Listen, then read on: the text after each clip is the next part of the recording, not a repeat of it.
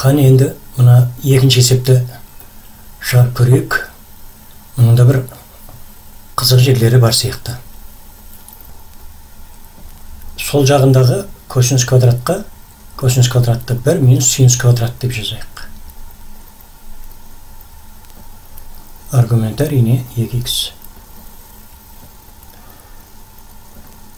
Бөліміндегі косинус квадратты қос альфаның қос бұрыштың косинус арқылы жазайық. Сонда ол былай болады. 1 қосу косинус 2х бөлінген 2 болады. Ол 2-ні алымға көбейтуге салайын. Үлкен немесе тең 3 тангенсті, оны да қос альфаның формуласы арқылы жазсақ, сол жағына жақындайды. Синус 2х бөлінген 1 қосу косинус 2х. Яғни сол жағы мен оң жағының бөлімдері бірдей болды. Ол әрине жақсы. Енді оң жағын солға өткізейік, сөйтіп ортақ бөлімге келтіріп бірақ жазайын.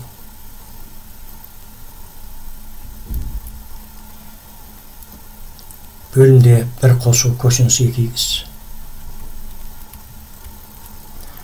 Алымды сәл реттеңкіреп жазайын. Минус 2 синус квадрат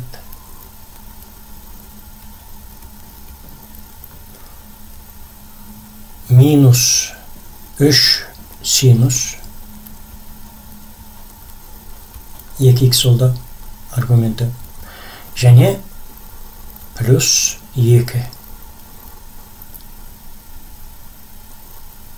Оң жақты сол жаққа өткізіп, ортақ бөлімге келтірдік. Үлкен немесе тең 0-ден. Енді қарасақ, бұл жерде кейбір ұсақ түйек мәселелері бар. Бірақ сол ұсақ түйектер өте маңызды рөл атқарады. Біріншіден қарасақ, алымында квадрат теңдеуге келіп тұр, квадрат үшіншілік шығайын деп тұр. Өзі айтып тұр, жаңа айнымалы енгіз деп. Және минустардан құтылу үшін теңіздіктің оң жақ сол жағының бәрін мүшелеп минус 1-ге көбейтіп аламыз. Бұл бірінші әңгіме. Келесі әңгіме. Енді бөлімге байқап қарайық. Косинус аргументі қандай болғанда да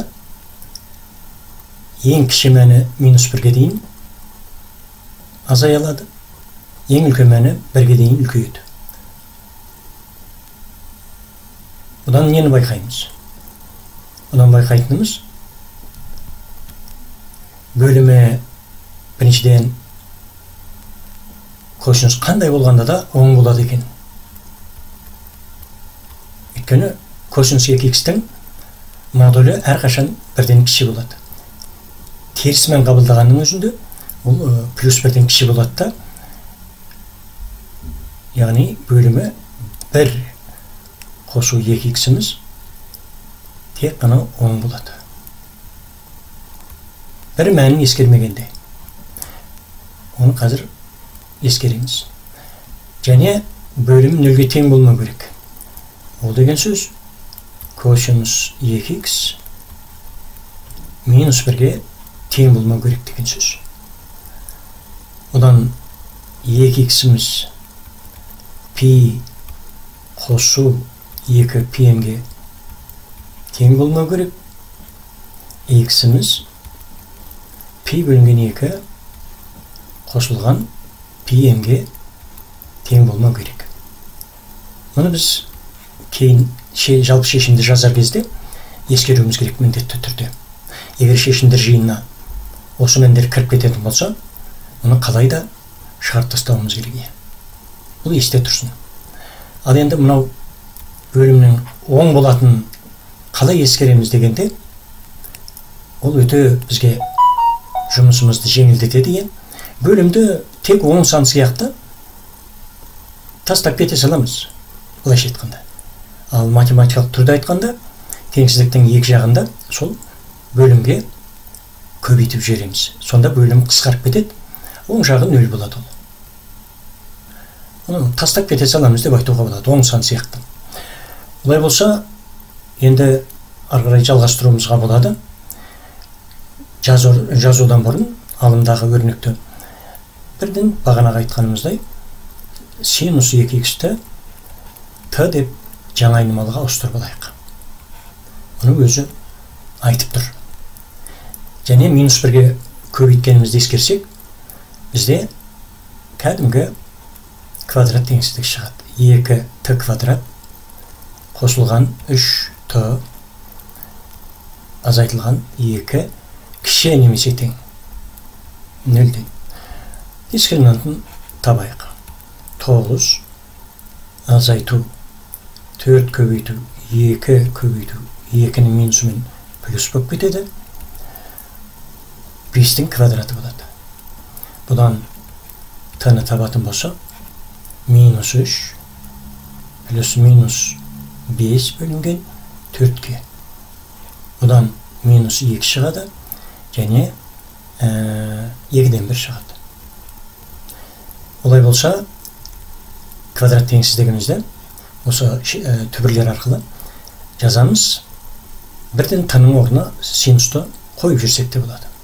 Синус 2х қосу 2 болады, және синус 2х минус 2-ден 1 кіші немесе тең 0-ден болады. Әрине, екі жағында 2-ке бөліп жесек, 2 коэффициенті кетеді. Сонымен бірге бірінші жақшаға көңіл аударайық.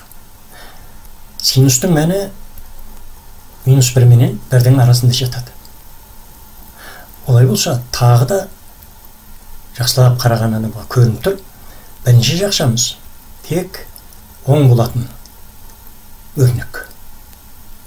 Тура бағанағыдай тек оң болатын өрнектерді немесе көбейткішті тастап кете саламыз. Басқаша айтқанда, теңсіздіктің екі жағында осы өрнекке бірге бөліп жіберсек қысқарып кетеді ол. Сонда біздің теңсіздігіміз өте жеңіл, кәдімгі стандарт түрге келді. Синус 2х кіші немесе тең 2-ден 1-ге.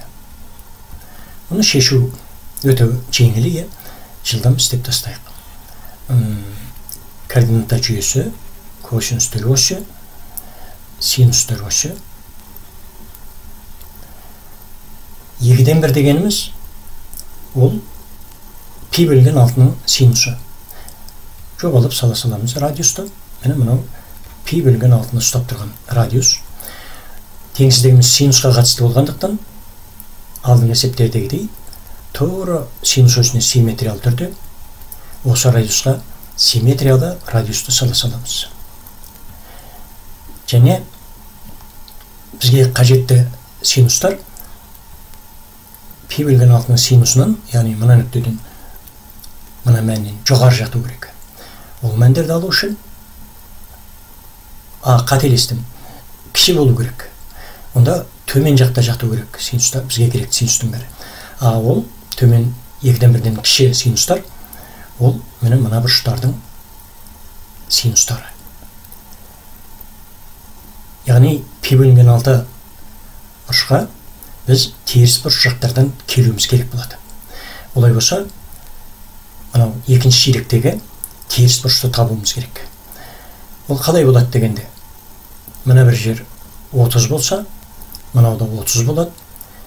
0-ден теріс қарай келгенде минус 180, оған минус 30 қосылады да, минус 210.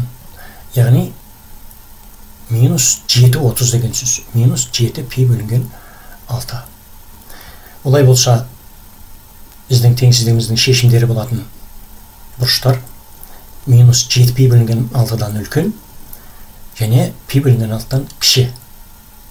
Осыны жазып аламыз. 2x бағанағы теңсіздігіміздегі синустың аргументі үлкен немесе тең жаңа ғана айтқанымыздай минус 7π бөлінген 6 қосылған 2πn нен үлкен болу керек, π бөлінген 6-дан кіші болу керек. Әрине периодын қосамыз. 2πn. Және x-ті табу үшін әрине қос теңсіздіктен мүшелеп 2-ке бөліп жүрсек, біз ең соңғы нәтижені, яғни бастапқы теңсіздігіміздің шешімдері жиыны аламыз. Оны жақша түрінде жаза берейін. Квадрат жақша әрине минус 7π бөлінген 12 болады. Қосылған πn болады. 2 қысқарып кетті. Және осы бұрыштан π бөлінген 12 қосу π n-ге дейін квадрат жақша. Міне берілген екінші теңсіздігіміздің шешімдер жиыны осы аралық. Әрине n-ге байланысты өте көп шешімдер бар. Оны ұмытпаймыз. Айтпақшы, бір мәселені ұмытып кетіппін. Қазір есіме түсті. Біз бөгде шешімдерді тауып қойғанбыз. Яғни x айныманың мәндері π бөлінген 2 плюс πn-ге тең болмау керек. Қарайық, біздің шешімдер жиыны қайда жатыр, ол қайда жатыр. Біздің шешімдер жиынымыз қызылмен көрсетейін, мына аралықта жатыр.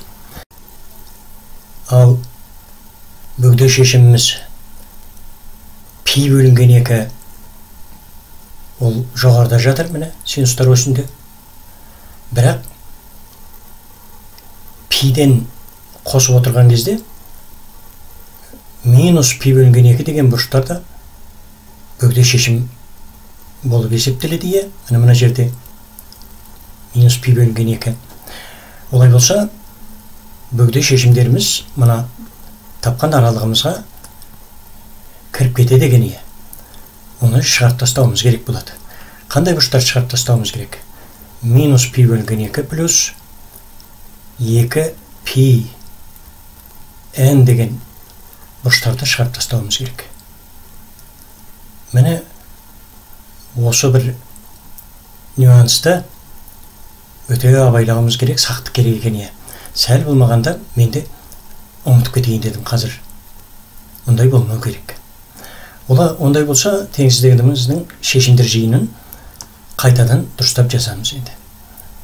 Ал квадрат жақша әрине минус 7π бөлінген 12 қосу πn-нен бастап бұрыштар өсіп келеді. Минус π бөлінген 2 плюс 2π n-ге дейін және жай жақша қойып шекаралық бұрыштарды шығарып тастаймыз.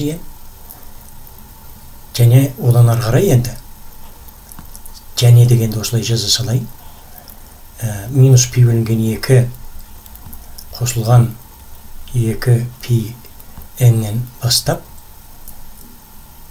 π бөлінген 12 қосылған π n-ге дейін квадрат жақша.